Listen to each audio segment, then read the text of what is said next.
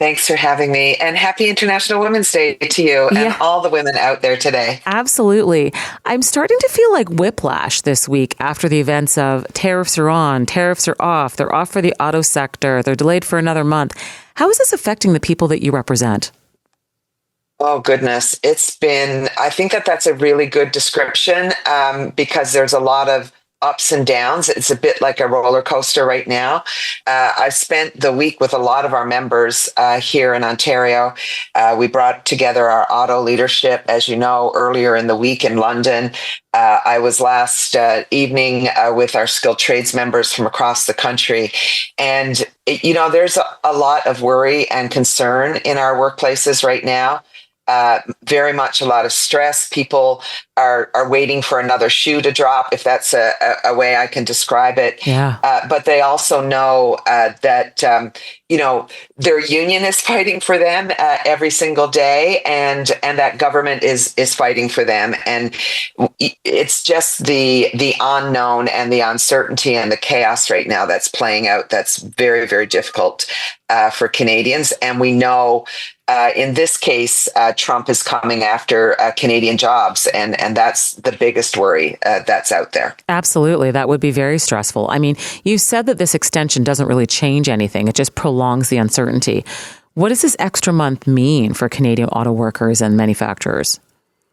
Yeah, I think the biggest challenge we have is what it is that this 30-day pause is supposed to achieve based on Trump's direction, particularly to the Detroit 3 automakers, which employ, tens of thousands of people in this country. And in the supply chain of that. And he's basically said to them, I expect auto production from Mexico and Canada to shift to the United States. So go away and come back with a plan for me. And that's really where the 30-day pause on auto came from. So this is, I can't sugarcoat this. This is a massive challenge for us in Canada. The auto sector is incredibly important, not just to the Ontario economy, but to the Canadian economy. It supports manufacturing more broadly. So this is something that we have to spend the next 30 days addressing. But also, I would say to you, these are not Trump's jobs to take. We have had an auto industry in this country for well over 100 years. We don't just build cars in Canada, we buy them. And in fact, we buy 2 million vehicles in Canada annually, and we in no way make or build 2 million vehicles. So the reality is our position would be is if you're selling in Canada, you should be building in Canada. And these are not the jobs to be stolen by the President of the United States. And our union's going to do everything we can and more besides, because I'm sure as the days unfold, there'll be more things that we can do to make sure that we protect these jobs for Canadians and for the Canadian economy. Right. I mean, I think it's so troubling because it's pretty difficult to up and start a plant right away, which sounds like Trump, that's what he's expecting. He's expecting that these companies are going to up and start running a plant in the U.S. that takes, as you said, our jobs away. But then, I start wondering, you know what? Well, maybe Canada should do that. Maybe we should be starting to build up plants so that we no longer need to send our materials down there and we can just build everything we need here. And I realize that's a very long-term endeavor. That's not something that anybody can do overnight. What kind of conversations are happening around that? Two things to that. The first point, of course, it's difficult to shift an assembly plant overnight. It is likely not as difficult to shift parts plants as you would expect because they're doing a singular thing often, and so we've got to watch for that. Secondly, I would say it's maybe not easy to shift overnight, but the reality is that these plants need constant investment and constant commitments to new products in order to make sure that they survive.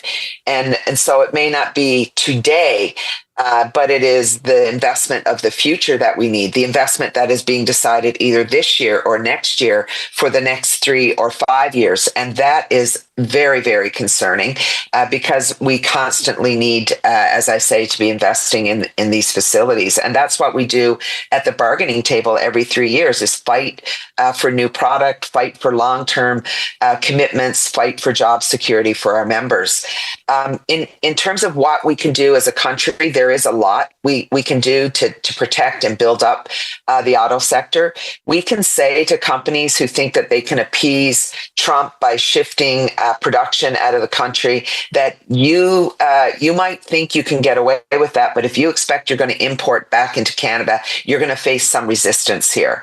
And there are statutory things that we can do. There's legislation, there's law on the books that we can use to penalize companies who think that they can do that and put our own kind of tariffs or penalties on things. Right. Do I want to see this happen? No.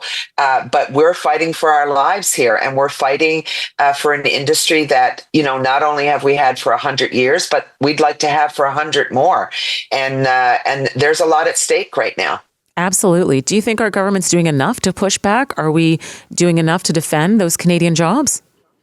I think we're going to have to do more. I believe to this point that the federal government and the provincial governments working together have done an incredible job of pushing back against these tariffs. We wouldn't be in this place if we didn't take the strong position that we have been taking. And you may have noticed this week, we didn't pull the tariffs off.